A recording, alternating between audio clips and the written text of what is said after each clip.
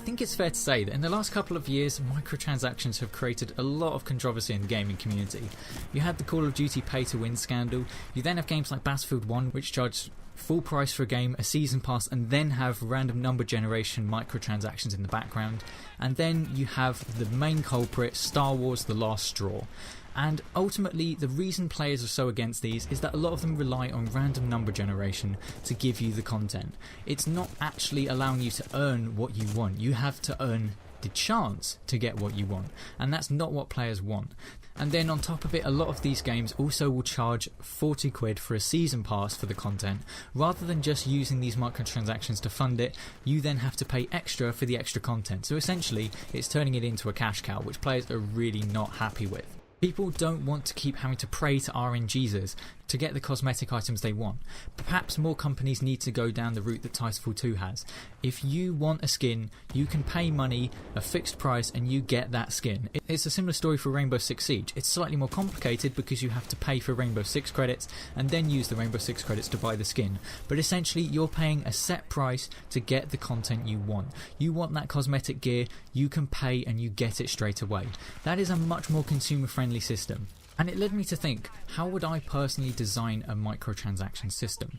Now, I'm going to do this for a modern type of game, something like Modern Warfare, something like that. It's just the setting that I personally prefer. Now, I would like to kind of create a hybrid between Titanfall 2 and Call of Duty Ghosts. Both of them have similar elements in that there is a lot of cosmetic gear in the game, which you have set challenges that you can go for. And then both of the games had a system, you wanted to buy a specific bit of cosmetic gear, you pay a fixed price and you get what you paid for. And that was the way it worked.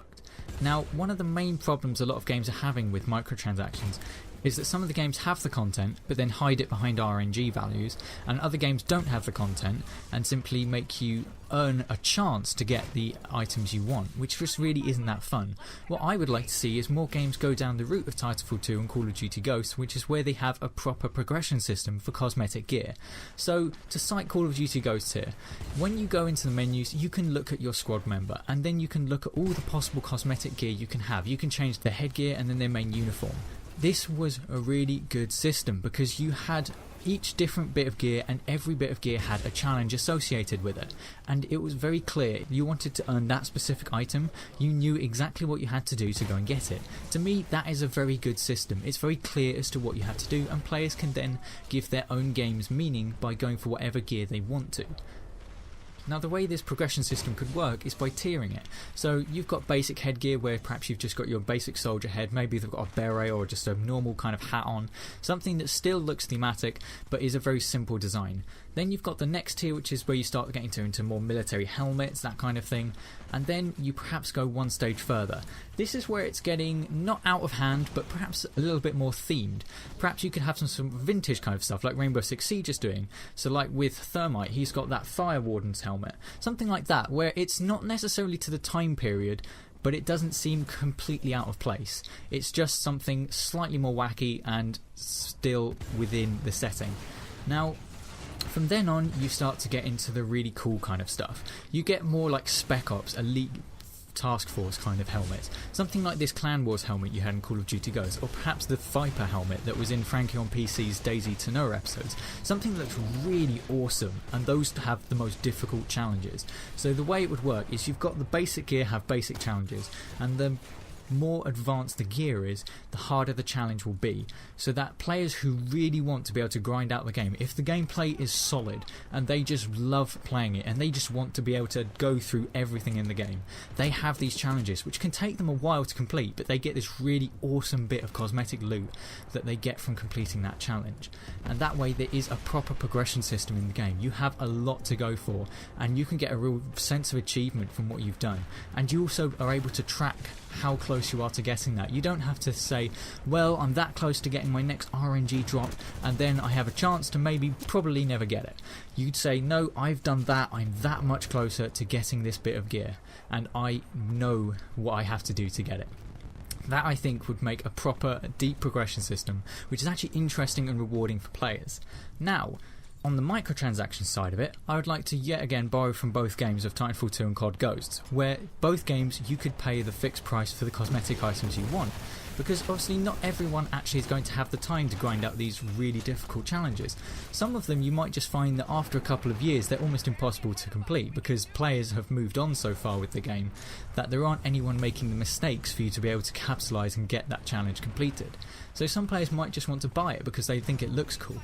However, a lot of other players might then feel left out because they say, wait a minute, I've spent all my time earning this bit of cosmetic loot, I've gone through these really difficult challenges to get it, why should someone be able to just pay and get this item immediately? They don't have to work for it, and it might cause a bit of sourness in the community. Now the way I personally would combat this is that you can make cosmetic items that look very similar, so essentially they will, perhaps it's even the same model, however if it's say got a specific camo on it, the camo is ever so slightly different, so players can tell the difference. So for instance, take this Clan Wars helmet from COD Ghosts. Perhaps you can make it so that the colour scheme on it is slightly different. Instead of red with black lines on it, it could perhaps have slightly more black on it, or perhaps slightly more red. It's a way that it's subtly different. It still looks like the one that you would earn if you played the game and grinded the game out over a long period of time, but it is noticeably different from the actual one you would earn. That way the players who want to earn it, they get the sense of achievement, and other players can recognise that that person has put in the time and earned that bit of gear, whilst the person who just wanted it because it looked cool and maybe didn't have as much time can still get it. They can still look that cool, but it is notably different. It won't look like they've just shortcutted the game because it's a notably unique bit of headgear. And perhaps there could be odd pieces of gear which are actually exclusive to microtransactions, you can only get them by paying it, but don't make it where it's the absolute coolest thing in the game, because otherwise the players aren't going to be so happy. They're going to think that you're holding back the coolest content from them, and it really will cause a bit of friction amongst the community. Now I do get it, it's quite difficult finding the balance, that you need to make microtransactions that actually incentivise players to actually part with their money.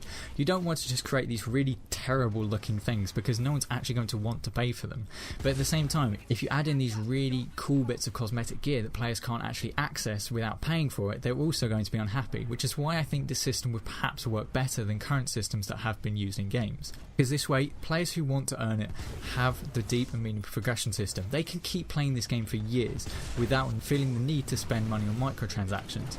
But the players who don't have the time, or just maybe want to get it now rather than later, can do it that way themselves and have their own unique bit of gear, so that the players that earn it can still be distinguished amongst other players.